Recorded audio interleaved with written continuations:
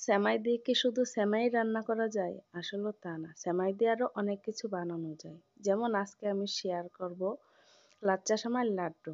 আসসালামু আলাইকুম। এখানে আমি 200 গ্রামের একটি লাচ্চা সেমাইয়ের প্যাকেট নিয়ে নিলাম। একটি বাটিতে আমি সবগুলা সেমাই একসাথে ঢেলে নিলাম। দিয়ে দিলাম স্বাদ মতো লবণ, হাফ কাপ চিনি, হাফ কাপ গুঁড়া দুধ। এখন সবগুলা শুকনো উপকরণ ভালো করে একসাথে মিশিয়ে নিব।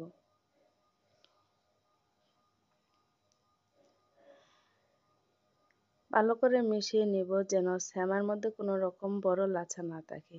দিয়ে দিলাম একটি ডিম। আপনারা আপনাদের সেমাইয়ের পরিমাণ বুঝে ডিমগুলা দিবেন। এখানে আমি একটা ডিমই দিয়ে দিলাম। এখন ডিম দিয়ে ভালো করে মিশিয়ে নিব। এখানে আমার একটা ডিমে হয়ে গেছে, কারণ যেহেতু চিনি দিয়েছি চিনি থেকেও কিছু পানি উঠে আসে। মাখানো হয়ে গেলে হাতটা পরিষ্কার করে আমি হাতে একটু তেল লাগিয়ে নিলাম এবং লাড্ডুর শিপটা দিয়ে দিলাম। ভালো করে চেপে চেপে একটি লাড্ডু তৈরি করে নিতে হবে, যেন তেলের মধ্যে দিলে এটা ছুটে না আসে। একে একে সবগুলো লাড্ডু তৈরি করে নিলাম।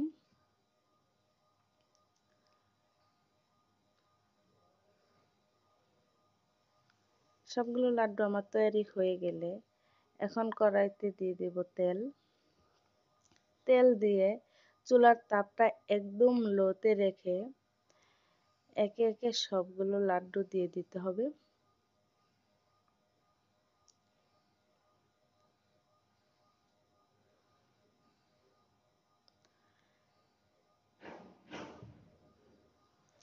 দিয়ে দিলাম সবগুলো লাড্ডু। এখন ভেজে নেওয়ার পালা।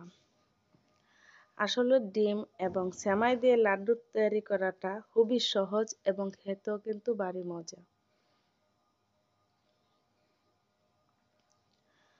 ভালো করে নেড়েচেড়ে ভেজে নিতে হবে যেন সম্পূর্ণ সাইড সুন্দরভাবে ভাজা হয়ে যায়। এই অল্প উপকরণের এই রেসিপিটা একবার ট্রাই করে দেখতে পারেন, আসলে কতটা সুস্বাদু।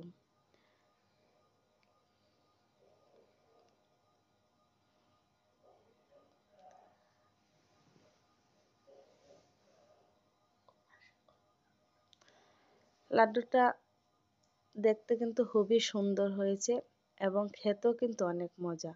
আমার এই ভিডিওটি যদি আপনাদের ভালো লেগে থাকে তাহলে আমার ভিডিওতে লাইক, কমেন্ট এবং আমার চ্যানেলটিকে সাবস্ক্রাইব করে পাশে থাকবেন। এই লাড্ডুটা একদম 2 থেকে 3 দিন সংগ্রহ করে রাখা যায়, খুবই মচমচে থাকে। আমার এই ভিডিওটি একবার ট্রাই করে দেখতে পারেন। আল্লাহ হাফেজ।